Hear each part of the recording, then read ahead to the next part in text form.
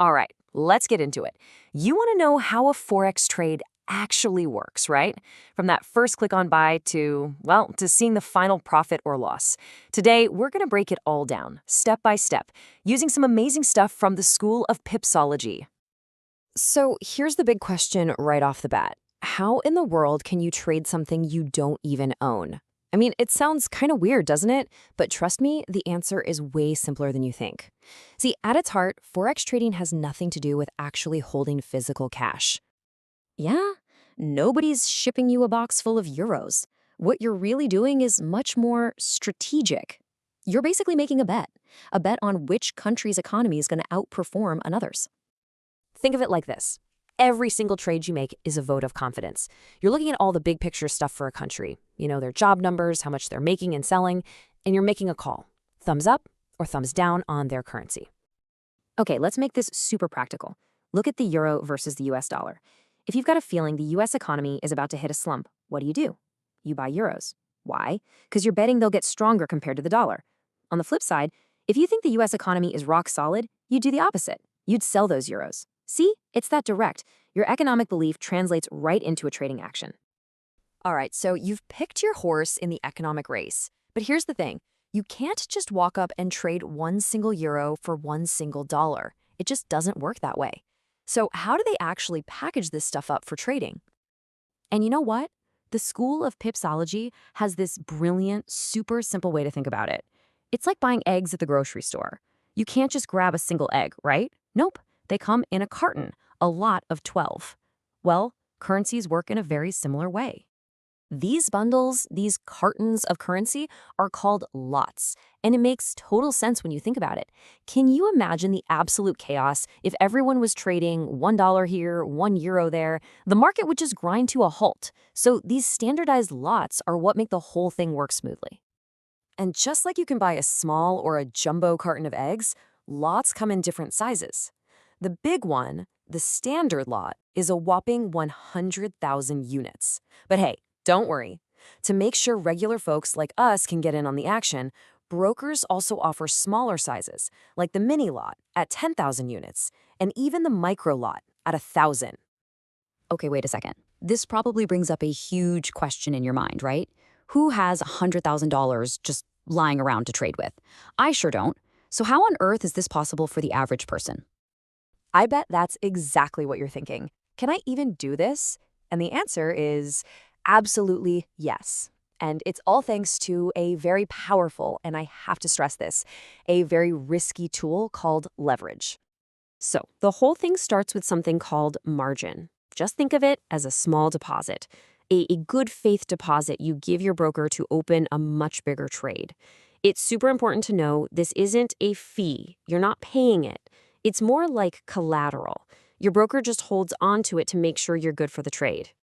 Okay, so that little margin deposit is your ticket to using leverage. And leverage, well, leverage is the magic that lets you control a huge position with just a little bit of your own cash.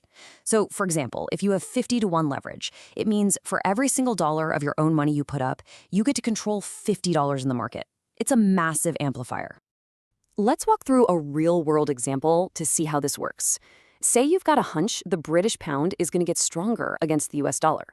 So you decide to go big and buy one standard lot. That's 100,000 pounds. Now, at the current exchange rate, that position is worth a massive $150,000. But here's the leverage part. You only need to put down a $3,000 margin deposit. Now, let's say you were right. The price moves up, just like you predicted, and you think, okay, time to take my profit. So let's look at the numbers here. It's pretty simple, actually. You bought 100,000 pounds when they were worth $150,000. Then the price went up and you sold them for $150,500. That difference between what you paid and what you sold for, yep, that's your profit. $500. A cool $500 profit from that one single move. But now, let's really think about that. You made $500, not on the full $150,000, but on your tiny $3,000 deposit. You know what that return is? That's a 16.67% return on your money. That, my friends, is the jaw-dropping power of leverage. Okay, I know what you're thinking. That sounds amazing. But hold on. Before you get all excited and start thinking about what you're going to buy with all your profits, we have to talk about the other side of this. Because leverage, It's a very, very sharp double-edged sword. Because what if you were wrong? What if the price went down instead of up? That same incredible power that just made you a huge gain can hand you an equally huge loss. And just as fast. Like the quote says, it can turn into a nightmare real quick. This is the single most important thing to get. Leverage is a multiplier, period. It takes those tiny little price wiggles in the market and blows them up. It blows up your profits, yes, but it blows up your losses just the same. That $500 win, it could have been a $500 loss in the blink of an eye. Leverage is neutral. It doesn't care if you're winning or losing. It just makes the stakes higher. And this is where it gets truly scary. Your risk, it isn't calculated on your little $3,000 margin. No, it's based on the entire $150,000 position. That means, with high leverage, a pretty small move against you, just 100 pips, which are just tiny price ticks, could be enough to completely wipe out your entire trading account. Gone. Okay, so let's cover one last little piece of the mechanics here. It's something you gotta know. What happens if you keep a trade open overnight, past the official 5 p.m. New York cutoff time? Well, there's a process for that, and it's called rollover. See, whenever you make a Forex trade, you're technically borrowing one currency to buy another. And just like any loan, interest is involved. So at the end of the day, an interest calculation happens. And depending on which currencies you're holding, you might have to pay a tiny fee, or you could even get paid a little bit of interest. It all comes down to the interest rate difference between the two countries' central banks. The rule is actually pretty simple. You earn interest on the currency you bought, and you pay interest on the currency you sold. So if the interest rate is higher on the currency you're holding, you'll actually make a little money overnight. If it's lower, you'll pay a little. Simple as that. So, when you put it all together, what's the big takeaway?